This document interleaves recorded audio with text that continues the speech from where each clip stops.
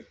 আজকে আমরা আসি রাজশাহী তমা উপজেলা মুসলিমের মোড়, যেখানে শাহরুল ভাইয়ের একটি ছোট্ট একটি মৎস্য খামার। সেখানে শাহরুল ভাই খামার শুরু করেছে ক্যাটফিশ দিয়ে।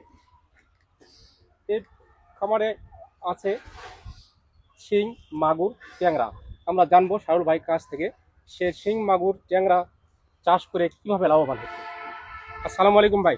ওয়ালাইকুম আসসালাম ভাই। ভাই কেমন আছেন? আলহামদুলিল্লাহ ভালো। ভাই আপনি যে শিং, মাগুর, ট্যাংরা দিয়ে ছোট্ট পরিসরে যে পুকুরটা চাষ করতেছেন, জি ভাই। তো এটাতে আপনাদের কি পরিমাণ লাভবান হচ্ছে? ভাই এটা তো বৎসরিক হচ্ছে চাষ।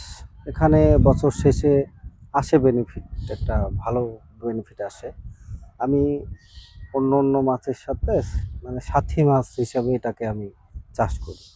তো বাণিজ্যিকভাবে চাষ করার জন্য এবার আমি নতুনভাবে পদক্ষেপ নিয়েছি।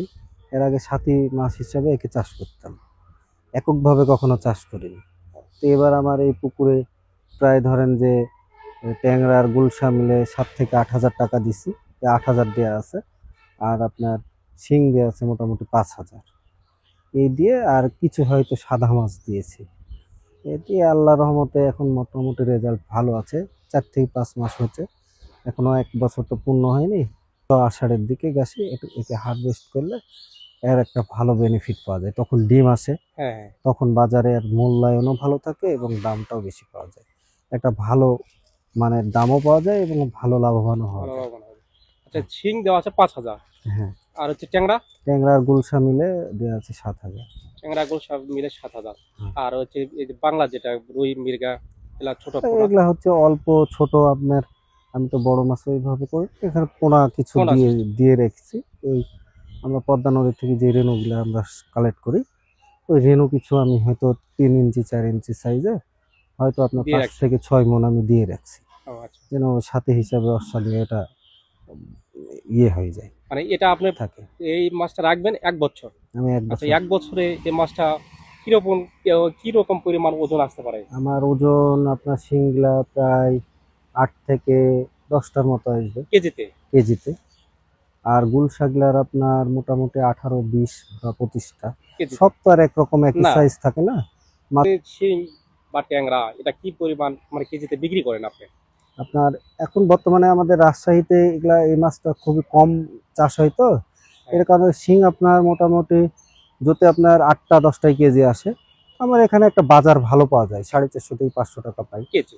হ্যাঁ, অনেক সময় আমদানি যদি বেশি হয় তাহলে 400 টাকাও বেচতে পারে, বেচা লাগে, বা হয়তো 2-10 টাকা আরো কমও বেচতে হয়। আর আপনার ট্যাংরা আর গুলশাটা যখন পেটে ডিম আসে তখন 6 থেকে 700 টাকা বাজার মূল্য পাওয়া যায়, ও বাহ! 20টাই কেজি আসলে। আচ্ছা আচ্ছা। আর যদি একটু ছোট হয় 30 বা 35টা, তখন আপনার 450-500 টাকা এটা বাজার মূল্য থাকে। আচ্ছা, আপনি মনে করতেছেন যে বড় মাছের চাইতে ছোট মাছ মানে চাষ করে আমার লাভ বেশি হবে? আসলে ভাই বড় ছোট পুকুরে তো বড় মাছ চাষ করা যায় না। না, পুকুরটা আসলে এটা আমরা ধারণা করি যে বড় ছোট পুকুরে মনে হয় বড় মাছ হয়, আসলে হয় না।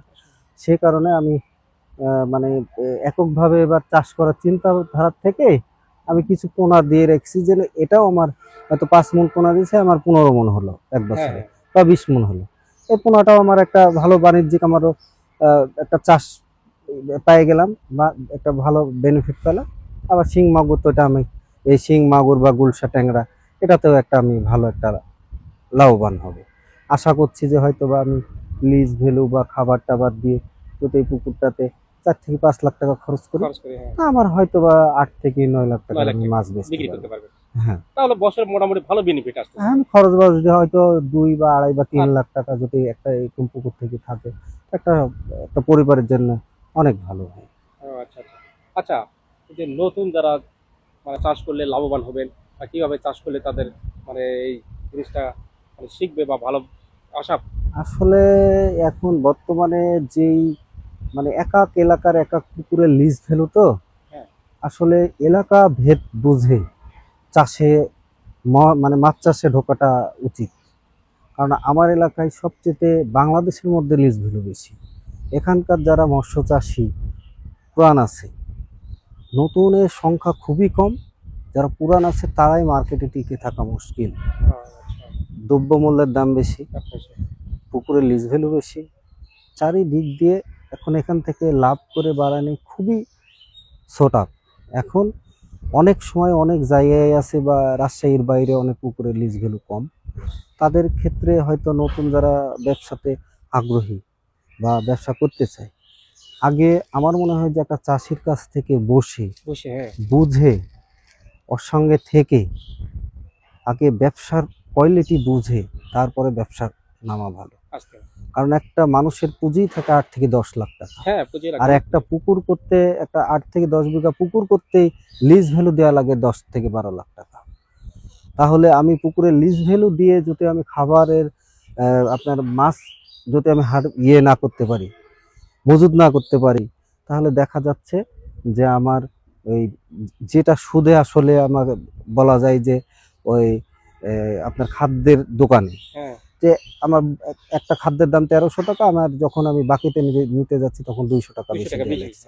তাহলে আমি যেটা ইনকাম করছি বছরে আমার খাদ্যের দোকানে দেওয়া লাগছে, এবং যেই সুদের উপরে টাকা নিয়ে যে মাছ চাষ করছি সুদের লাখ দেওয়া লাগছে বা কিস্তি লাখ দেওয়া লাগছে, সম্পূর্ণভাবে যেটা লাভ করছি সেটা সম্পূর্ণ মানুষকে দেওয়া লাগছে।